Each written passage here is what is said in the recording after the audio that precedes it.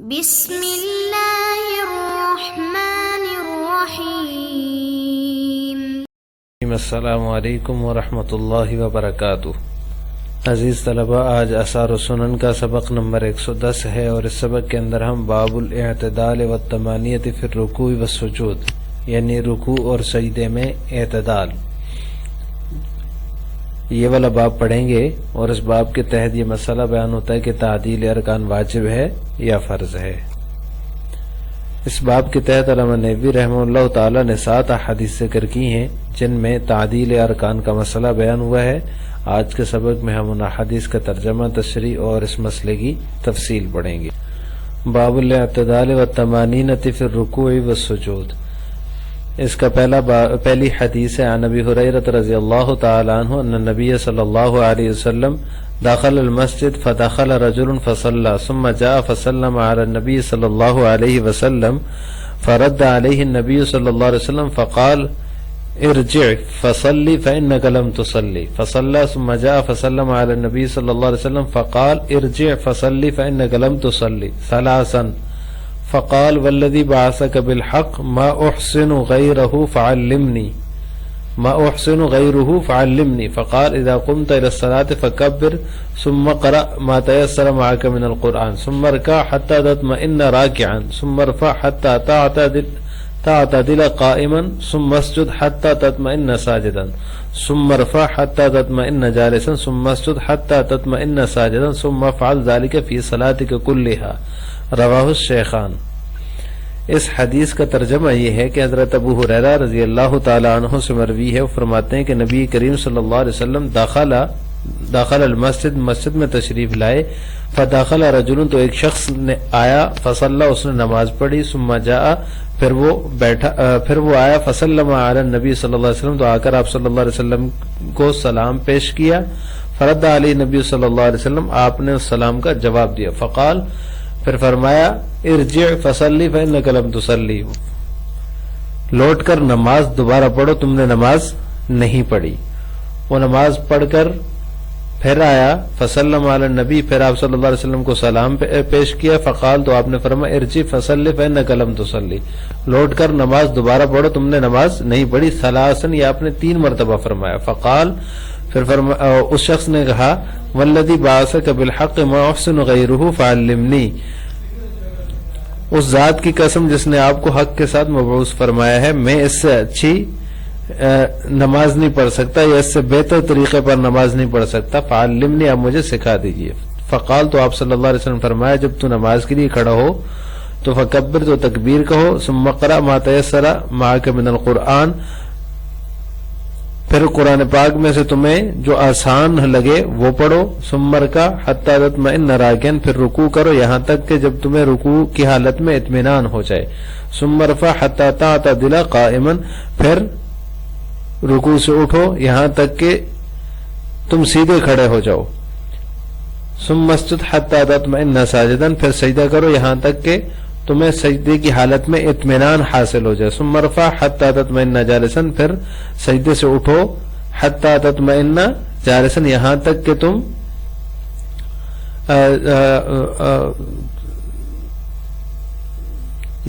تمہیں بیٹھنے کی حالت میں اطمینان حاصل ہو جائے، ثم اسجد حتی تطمئن ساجدا، پھر سجدہ کرو یہاں تک کہ تمہیں سجدے کی حالت میں اطمینان حاصل ہو جائے، ثم افعل ذلك فی صلاتک کلھا، پھر اسی طرح کرو باقی نماز میں بھی۔ رواہ الشیخان، اس کو شیخین نے روایت کیا ہے۔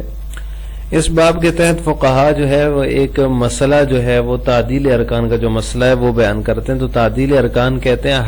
حرکت کے انقطاع کو، یعنی حرکت ختم ہو جائے، کوئی حرکت نہ ہو تو اس کو تعدیل ارکان کہا جاتا ہے۔ جیسے کہ قیام میں کھڑا ہے کوئی شخص، اللہ اکبر تکبیر تحریمہ کہی، ہاتھ اٹھائے، ہاتھ باندھ لیے، کھڑا ہو گیا، اب کسی قسم کی کوئی حرکت نہیں ہے تو کوئی حرکت نہیں کرنی بلکہ اطمینان سے کھڑا ہونا، اس کا نام تعدیل ارکان ہے۔ اسی طرح رکوع میں چلے گئے تو اطمینان کے ساتھ رکوع کی حالت میں رہنا، اس کو تعدیل ارکان کہا جاتا ہے۔ تو اس میں 2 قسم کے مذہب ہیں کہ تعدیل ارکان کی حیثیت کیا ہے، یہ واجب ہے، فرض ہے، کس درجے کا حکم ہے تعدیل ارکان کا۔ تو امام ابو حنیفہ اور امام محمد رحمہم اللہ جو ہیں ان کے نزدیک تعدیل ارکان واجب ہے. ائمہ ثلاثہ امام شافعی، امام احمد بن حنبل، امام مالک اور ان کے ساتھ امام ابو یوسف رحمہ اللہ بھی ہیں، وہ فرماتے ہیں کہ تعدیل ارکان فرض ہے. جو تعدیل ارکان کے وجوب کے قائل ہیں تو ان کی دلیل یہ ہے کہ اللہ تعالیٰ کا فرمان ہے وَرْكَعُوا وَاسْجُدُوا، رکوع سجود قرآن سے ثابت ہے، لہذا یہ ان کی حیثیت فرضیت کی ہوگی، جبکہ اس میں تعدیل ارکان کا حکم نہیں ہے اس آیت میں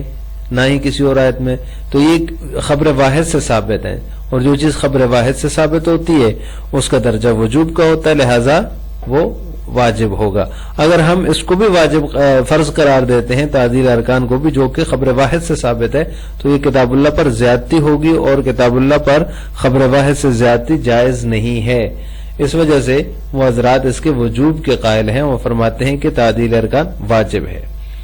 دوسری حدیث جو ان کی دلیل بنتی ہے وہ ہے حدیث ابو قتادہ رضی اللہ تعالیٰ عنہ، جس کے اندر آپ صلی اللہ علیہ وسلم نے فرمایا کہ سب سے بری چوری وہ ہے جو نماز کے اندر کی جاتی ہے. اس کا چوری کی تفصیل آگے بیان کی، لا یتم رکوعها ولا سجودها، کہ اس کا رکوع اور سجدہ مکمل نہ کیا جائے، اس کو جلدی جلدی گزار دیا جائے، اس کو اہتمام کے ساتھ نہ کیا جائے، یہ نماز میں چوری ہے. تو اس حدیث سے پتہ چلتا ہے کہ تعدیل ارکان کے بغیر بھی اگر کوئی شخص نماز پڑھ رہا ہے تو نفس نماز باقی رہتی ہے، اگرچہ ناقص ہوتی ہے لیکن پھر بھی نفس نماز باقی رہتی ہے، کیونکہ اس میں آپ صلی اللہ علیہ وسلم نے نماز میں چوری فرمایا، یہ نہیں فرمایا کہ اس کی نماز نہیں ہوئی، بلکہ یہ فرمایا کہ وہ شخص زیادہ بری ہے اس کی چوری جو نماز میں چوری کرتا ہے بنسبت اس شخص کے جو مال کی چوری کرتا ہے. تو اب اس میں نفس نماز باقی ہے، تو پتہ چلا ہے کہ تعدیل ارکان واجب ہے، فرض نہیں ہے. فرضیت کے دلائل جو ہیں وہ احادیث باب ہے، جیسے کہ یہ 416 نمبر حدیث ابھی جو ہم نے آپ کے سامنے پڑھی ہے، حضرت ابو ہریرہ رضی اللہ تعالیٰ عنہ کی حدیث ہے. اس میں یہ ہے کہ ایک شخص آیا اور اس نے نماز پڑھی، آپ نے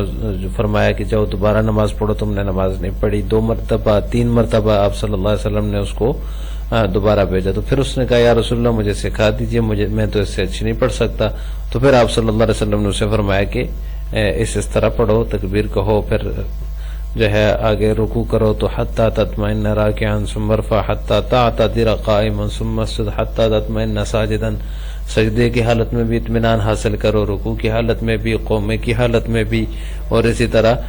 2 سجدوں کے درمیان بیٹھتے ہوئے بھی اطمینان سے بیٹھ جاؤ، پھر دوسرا سجدہ کرو، اور اس طرح تمام نماز میں اسی طرح کرو. تو یہ جو حدیث ہے یہ فرضیت کے جو قائلین ہیں ان کی دلیل ہے. تو اس کا جواب احناف کی طرف سے یہ دیا جاتا ہے، یا قائلین تعدیل ارکان کی طرف، قائلین وجوب یعنی کہ جو وجوب کے قائل ہیں تعدیل ارکان کے، ان کی طرف سے یہ دیا جاتا ہے کہ یہ جو حدیث ہے یہ خبر واحد ہے، اور خبر واحد سے آپ کو معلوم ہے کہ صرف وجوب ہی ثابت ہو سکتا ہے، فرضیت ثابت نہیں ہو سکتی، کیونکہ فرضیت کے ثبوت کے لیے قطعی دلیل درکار ہوتی ہے، اور قطعی دلیل جو ہے وہ قرآن کریم ہے. جبکہ یہ جو احادیث ہیں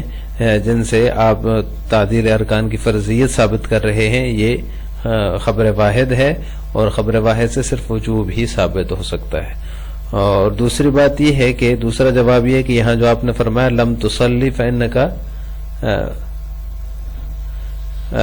فصلی فإنک لم تصلی، یہ جو لم تصلی آپ صلی اللہ علیہ وسلم فرمایا کہ تمہاری نماز نہیں ہوئی، تو اس سے مراد یہ نہیں کہ نماز سرے سے ہی نہیں ہوئی، بلکہ اس کا مطلب یہ ہے کہ صلاۃ کامل کی نفی ہے. لم تصلی میں بالکل نماز کی نفی نہیں ہے کہ آپ کی نماز ناقص ہے، کامل نہیں ہے، یہاں پر کامل کی نفی ہے. اس پر قرائن بھی موجود ہیں کہ اس سے کامل کی نفی مراد ہے، نہ کہ نفس نماز کی. حدیث رفاع بن رافع رضی اللہ تعالیٰ عنہ جس کے اندر آپ صلی اللہ علیہ وسلم نے فرمایا اذا فعلت فقد تمت صلاۃ، جب تو نے ایسا کر لیا تو تیری نماز مکمل ہو گئی، یعنی جب آخر میں سجدہ صاحب کر لیا تو نماز مکمل ہو جاتی ہے اس سے، کیونکہ یہ واجب ہے اور واجب کے چھوٹنے کی وجہ سے سجدہ صاحب کر لیا جائے تو نماز مکمل ہو جاتی ہے. تو یہ قرینہ ہے اس پر کہ اس سے صلاۃ کامل کی ہی نفی ہے، کیونکہ اگر بالکل ہی نماز کی نفی ہوتی، نماز نہ ہوئی ہوتی تو آپ صلی اللہ علیہ وسلم بطلان سے تعبیر فرماتے، یعنی یہ فرماتے کہ تمہاری نماز باطل ہو چکی ہے. تو اس سے مراد جو ہے وہ صلاۃ کامل کی ہی نفی ہے، بالکل نماز کے باطل ہونے کی طرف اشارہ نہیں ہے، بلکہ اس سے یہ مراد نہیں کہ تمہاری نماز باطل ہو گئی ہے، بلکہ تمہاری نماز کامل نہیں ہے، ناقص ہے. دیگر احادیث کے قرینے سے ہم اس سے صلاۃ کامل کی نفی مراد لیتے ہیں. آج کے سبق کا خلاصہ یہ ہے کہ ہم نے باب الاعتدال والطمانینۃ فی الرکوع والسجود کی پہلی حدیث کا ترجمہ، تشریح اور تعدیل ارکان کے مسئلے کی تفصیل پڑھی ہے. اس میں دو مذہب ہیں، ایک مذہب امام ابو حنیفہ اور امام محمد رحمہم اللہ کا ہے، وہ فرماتے ہیں کہ تعدیل ارکان واجب ہے، اور دوسرا مذہب جو ہے وہ امام شافعی، امام احمد بن حنبل، امام مالک اور امام ابی یوسف رحمہم اللہ کا ہے. ان کے نزدیک تعدیل ارکان فرض ہے.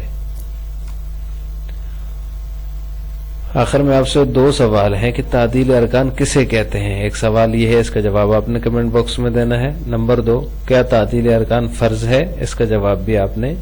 کمنٹ باکس میں دینا ہے. السلام علیکم ورحمۃ اللہ وبرکاتہ.